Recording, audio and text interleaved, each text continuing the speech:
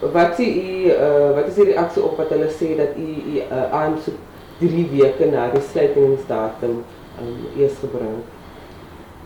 Ja, ek weet nie waar dit daar aankom nie, maar ek het proef dat ek as ek korrek is ek die eerste een, want vir my was gesê, en die rede kom die eerste een is, as die chairperson vir Eindhoven Neighborhood Watch werk ons baie close met ons ward council Courtney van Wyk, en hy het ons genader en ons was in 'n program waar hy gesit het en vir ons gevra het dat Eindhoven moet hulle profiles instuur, hulle CV's instuur vir die Shell Outpost, en almal het gevra dat op ons groep dat ek moet die een wees instuur en kyk of ek kan deurkom, en ek het ons daar aangeglo dat ek sal die pos kry. Dit is glo, want geloof, as jou geloof sterk is, dan jy mos nog geen worries om oor enigiets te worry nie.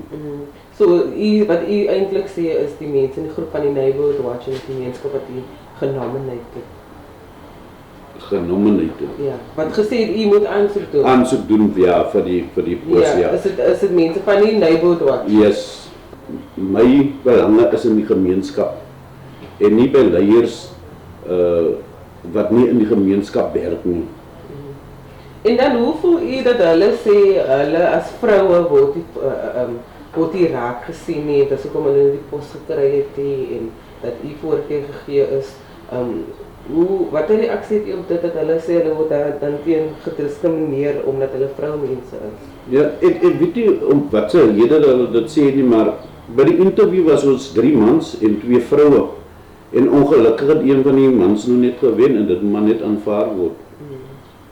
So, going forward, wat is u plan en die communicatie wat u het met die gemeenskap en die verhouding wat u bou met hulle? Ja, Creëer hierdie projek, want dit is mos nou oor die projek. Ja, kyk, ek het van die begin af vir Patricia Michaels gesê, dat by die einde van die dag, ons kom uit COVID, en die mense, onze gemeenskap het die geld nie. En ek myself kan nie kos op hulle tafel sit nie, so die projek moet voortgaan, en ons moet kyk hoe ons gemeenskap kan help.